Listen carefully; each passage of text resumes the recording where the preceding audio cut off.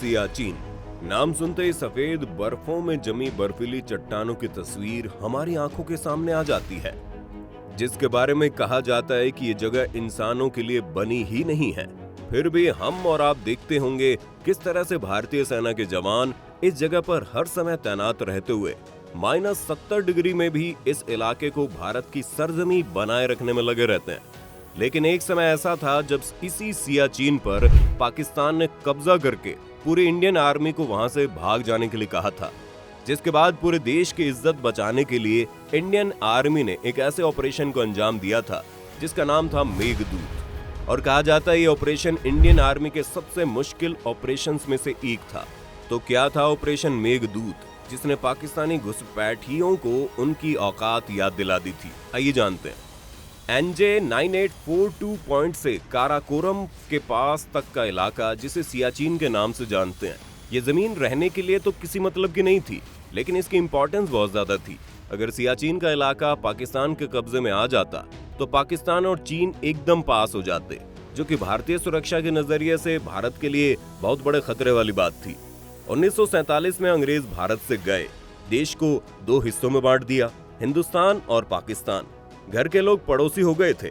आजादी के फौरन बाद पहली लड़ाई शुरू हुई। जम्मू कश्मीर में पाकिस्तान ने अपनी कबायली लड़ाके भेजे। इस लड़ाई में इंडियन आर्मी ने पहली बार पाकिस्तान के खिलाफ मुहिम छेड़ी और वह सफल रही। पाकिस्तान के हाथ कश्मीर नहीं आया। भारत पाकिस्तान की इस पहली लड़ाई पर लगाम लगी संयुक्त राष्ट्र संघ के कहने पर 1 जनवरी 1949 को दोनों देशों के बीच सीज फायर हो गया था। UN ने अपनी मौजूदगी में दोनों देशों के बीच एक समझौता करवाया।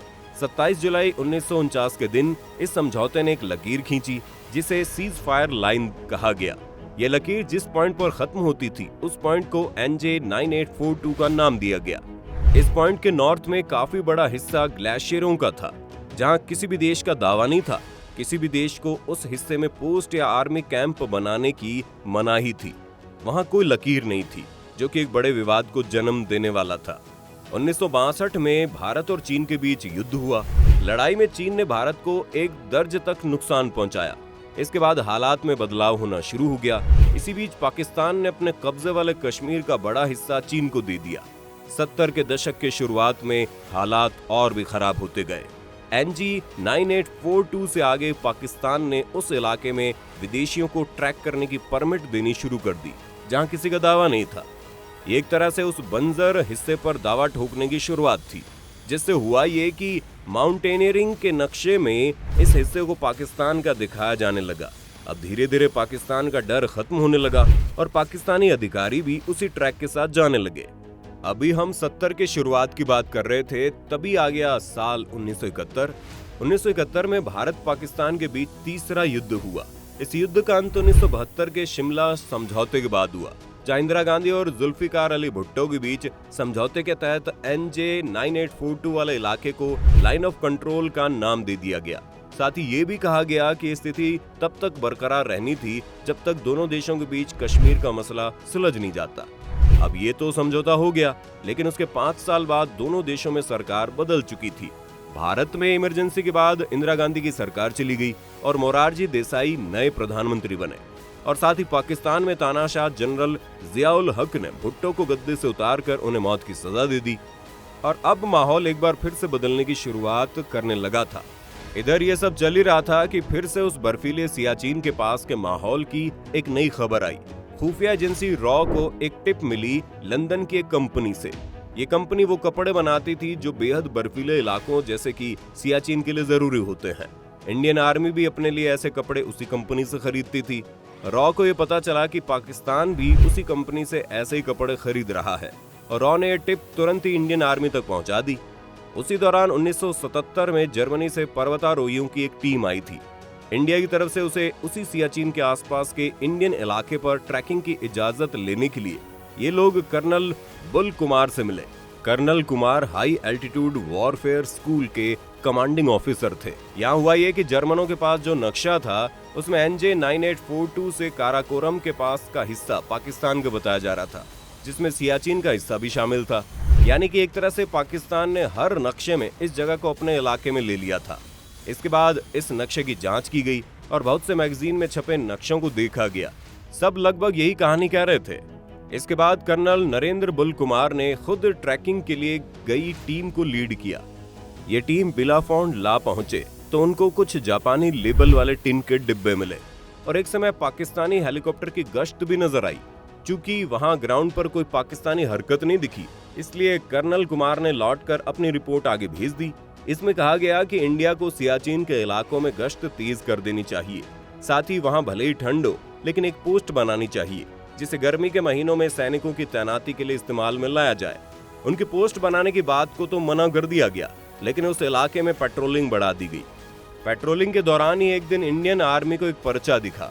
इसमें पाकिस्तान का संदेश था। पाकिस्तान ने साफ साफ कहा इंडिया को इसके इलाके में दखल नहीं देनी चाहिए। यह इशारा था सियाचिन ग्लेशियर को अब पाकिस्तान अपनी जमीन मान चुका था। 1982 में lieutenant general Chhibber northern command के जनरल ऑफिसर कमांडिंग बने। उसी दौरान उनके पास पाकिस्तान का एक प्रोटेस्ट नोट आया था। इंडिया की तरफ से भी विरोध दर्ज कराया गया, लेकिन पाकिस्तान सियाचिन पर अपना दावा छोड़ने के लिए तैयार नहीं था।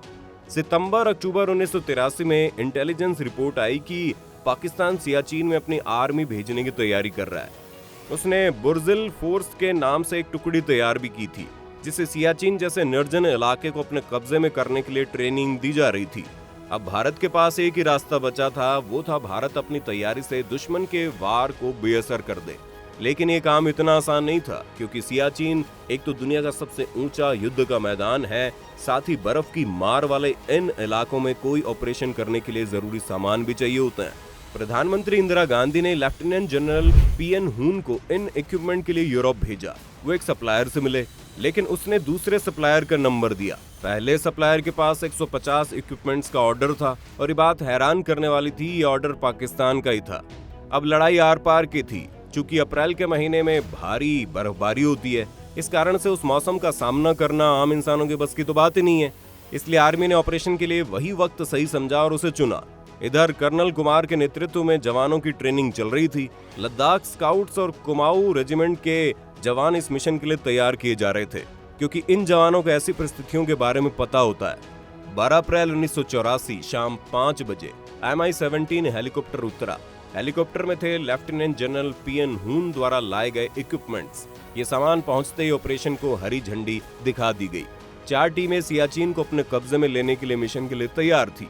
इंदिरा कॉल, सिया ला, बिलाफोंड ला और ग्योंग ला। अगला दिन बैसाखी का था। पाकिस्तान को इस दिन इंडिया के ऑपरेशन की कोई उम्मीद नहीं थी। 13 अप्रैल 1984 को सुबह चीता हेलीकॉप्टरों ने जवानों को ऊंचाई वाले इलाकों पर पहुंचाना शुरू कर दिया। 30 जवानों ने बिलाफोंड ला को आराम से कब्जे में ले लिया। उसके बाद बर्फबारी और तेज हो गई। 2 दिनों के बाद मौसम साफ हुआ। 16 अप्रैल 1984 को सियाला भारत के कब्जे में था। पाकिस्तान ने जून के महीने में ऑपरेशन अबाबील लॉन्च किया था। दुनिया की सबसे ऊंची बैटलफील्ड में गोलियां और मोर्टार दागे गए, लेकिन पाकिस्तान को बार बार मुंह की खानी पड़ी। अगस्त आते आते ग्योंग ला पर इंडियन आर्मी ने तिरंगा फहरा दिया। इसी के साथ अब पूरा सियाचिन भारत के कब्जे में था। लेकिन ये लड़ाई का अंत नहीं था, क्योंकि ऑपरेशन मेघदूत को 1999 के कारगिल वॉर का ब्लूप्रिंट कहा जाता है। ऐसा माना जाता है सियाचिन पर कब्जे की लड़ाई ने ही कारगिल वॉर की बुनियाद रखी, जिसकी पूरी कहानी अगले किसी वीडियो में। खैर, आपको ऑपरेशन मेघदूत की कहानी कैसी लगी हमें कमेंट करके बताना। साथ ही इस वीडियो को लाइक और शेयर करना ना भूलें और चैनल को सब्सक्राइब भी कर लें।